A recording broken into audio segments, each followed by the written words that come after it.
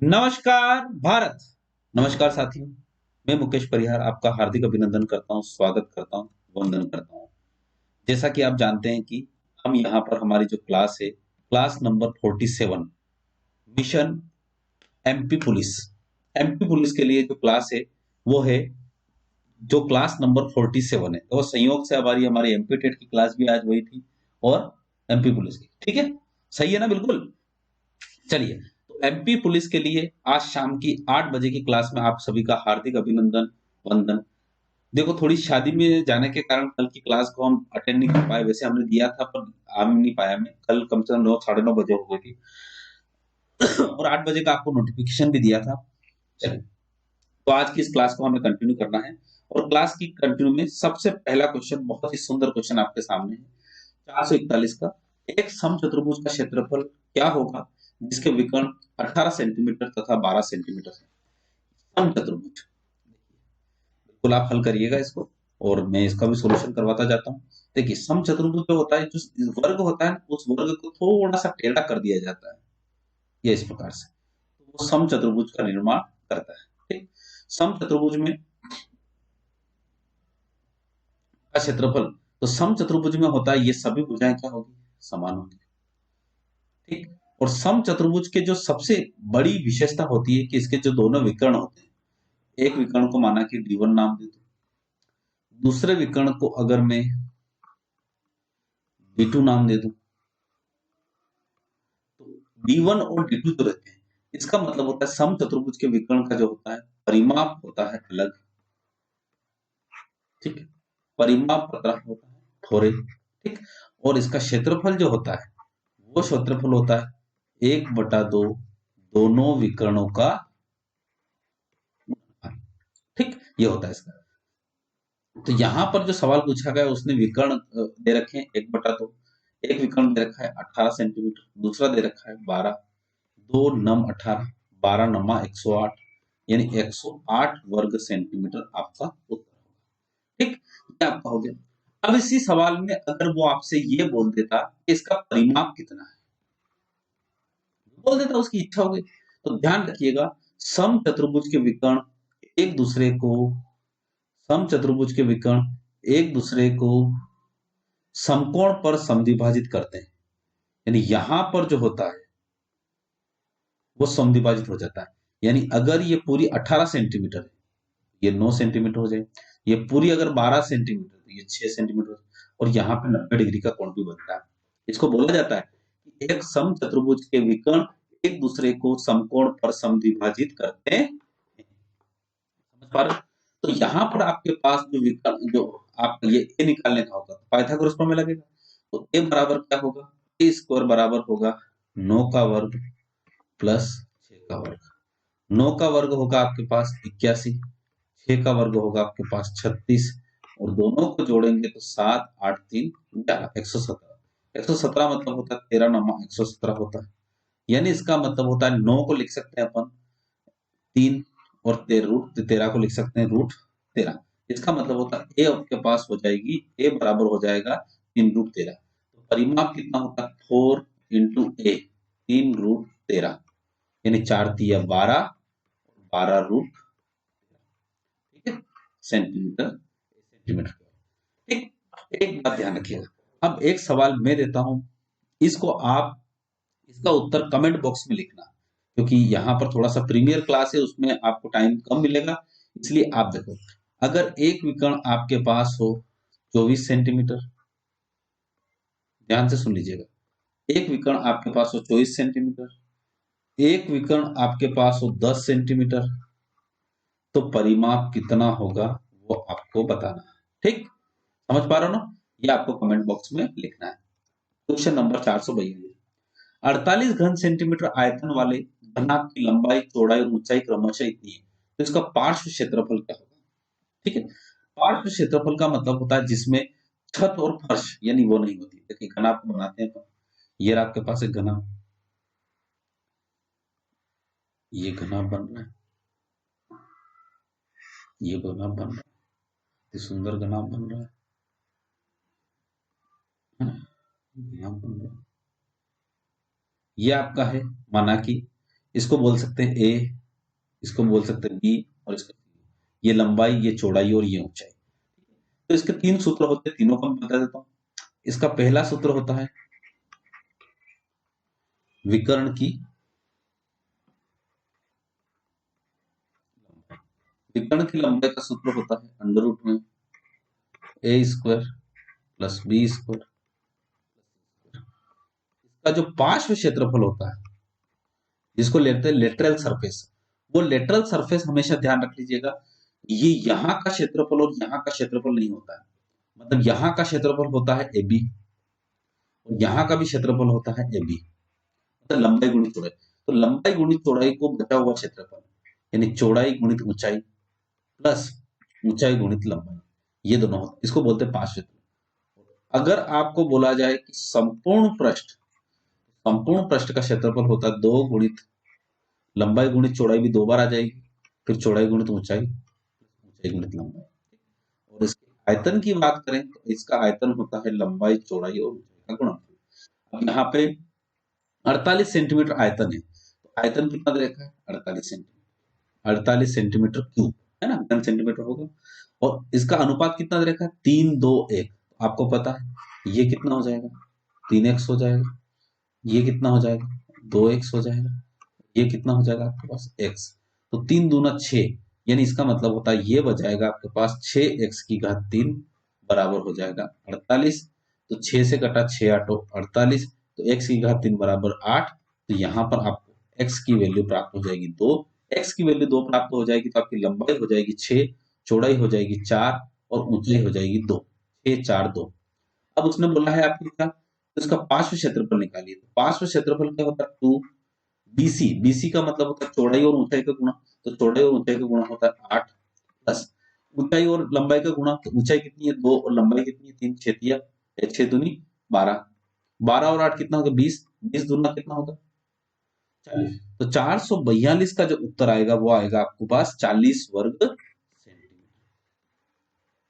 समझ पा रहे हो इसके बाद, ये आपका उत्तर आएगा 40 वर्ग सेंटीमीटर। ध्यान रखिएगा पार्श्ववर्त का क्षेत्रफल का मतलब होता है ये 2ab वाला मामला ये हटाना है। ठीक है, चलिए क्वेश्चन नंबर 443। दो वृत्तों का क्षेत्रफल 49:81 है, तो उनकी परिधि का अनुपात कितना होगा। देखिए दो वृत्त है, वृत्त माना कि दो वृत्त है, तो एक की अगर त्रिज्या r है, r1 है, तो उसका क्षेत्रफल होगा 2πr²।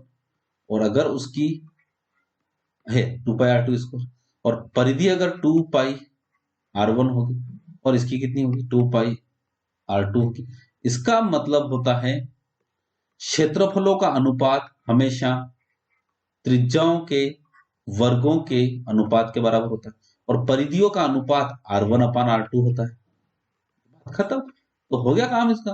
तो r1 इसका 49:81 और इसका वर्गमूल ले लेंगे तो 7:9 हो जाएगा। और 7:9 क्या हो जाएगा r1/r2, और r1/r2 ही आपको निकालना है। यदि एक चतुर्भुज के कोण 3 7 6 2 के अनुपात में है तो सबसे छोटे कोण का मान ज्ञात कीजिए। देखिए एक चतुर्भुज के कोण जो है वो किस अनुपात में है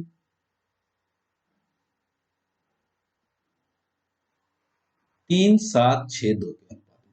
तो सबसे छोटे कोण का मान ज्ञात करिए।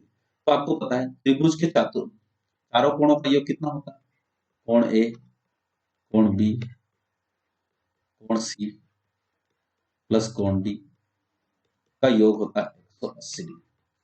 यानी यहाँ पे ए बी सी और डी, यानी यहां पर होगा 3x plus 7x plus 6x plus 2x बराबर 180। 7 10 16 18, 18x बराबर हो जाएगा 180 डिग्री, x बराबर हो जाएगा 10 डिग्री। x बराबर अगर 10 डिग्री हो गया तो सबसे छोटा कोण हो जाएगा आपके पास 30 डिग्री। तो इस प्रकार से तीनों कोण क्या हो जाएंगे 10 दिया 30 डिग्री 70 डिग्री 60 डिग्री और उसके बाद sorry sorry sorry sorry sorry sorry गलती हो गई, यहाँ पे 180 की जगह 360 हुआ, एक बार गलती। ये दिक्कत ये हो गई, चतुर्भुज के तीनों कोणों का योग कितना होता है 160 डिग्री होता है। कितना हो गया 360 डिग्री। ये कितना हो गया 360 डिग्री। 18 दूना कितना होगा 36, यानी कितना होगा 20 डिग्री।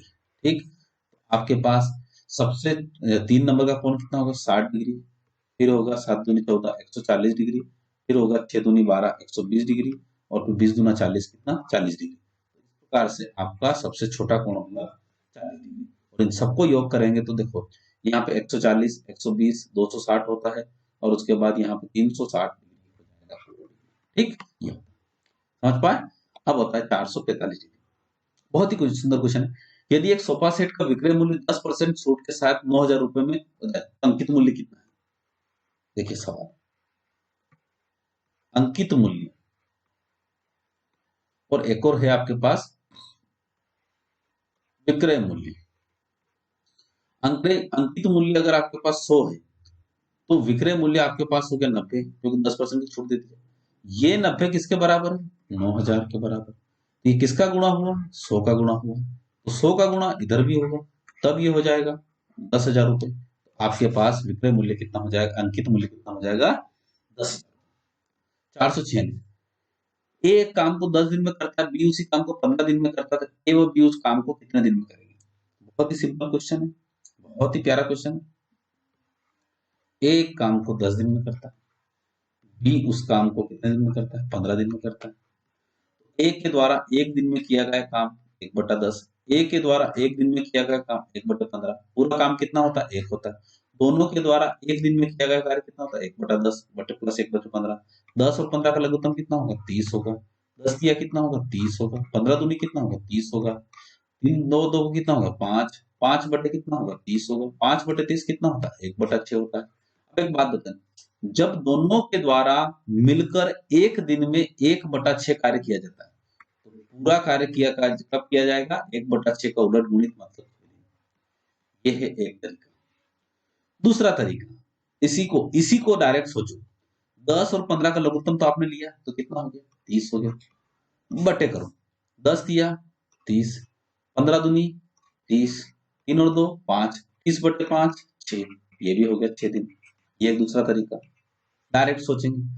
तीसरा तरीका, डायरेक्ट 10 गुणित 15 बटे 15 और 10 कितना होगा 25, काटो तो 5 दूनी 10, 5 5 25, 5 दिया 15, 3 दूना कितना हो गया 6 दिन। ये भी एक तीसरा तरीका। चौथा तरीका, 10 और 15 का लघुत्तम कितना होगा 30, यानी इसको मानेंगे 30 यूनिट काम। कितना काम 30 यूनिट काम। ये 10 दिन में करते हैं, तो एक दिन में कितना यूनिट काम करते हैं तो 3 यूनिट काम करते हैं। बी 15 दिन में काम करते हैं, तो एक दिन में कितना काम करेंगे 15 दूनी 30, तो दोनों मिलकर एक दिन में कितना काम करेंगे 5 यूनिट। तो 30 यूनिट काम करने के लिए कितने दिन चाहिए, तो 30/5, वही हो गया 6 दिन।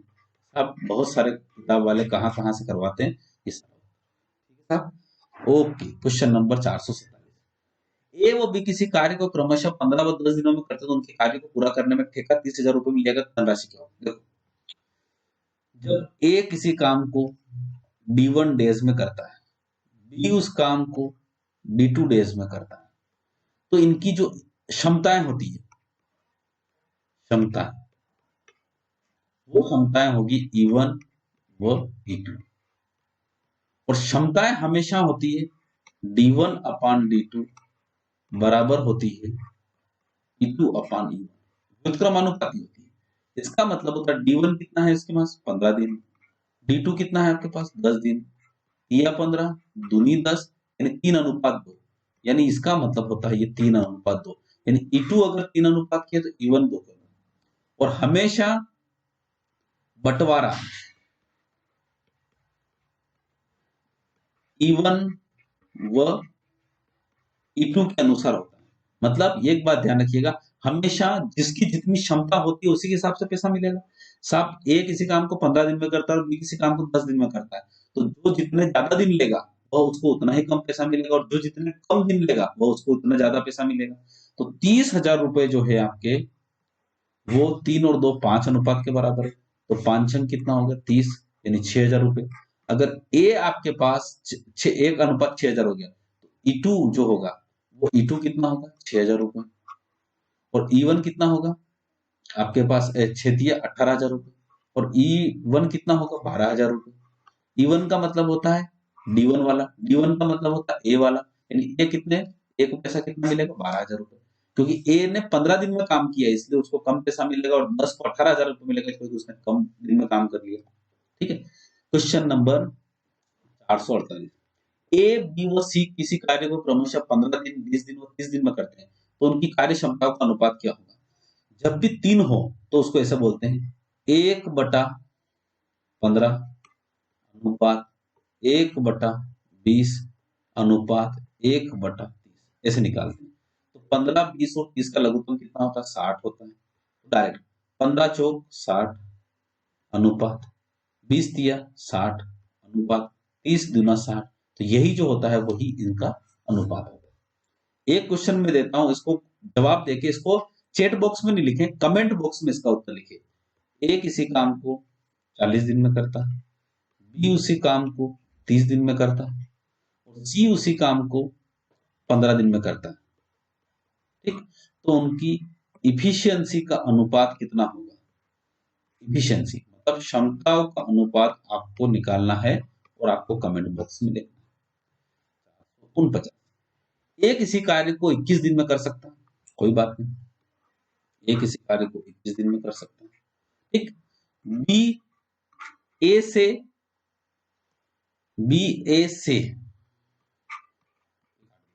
16 से 2/3% अधिक दक्ष है, इसका मतलब होता है बी के दिनों की संख्या कम आएगी, इस बात को ध्यान रखो।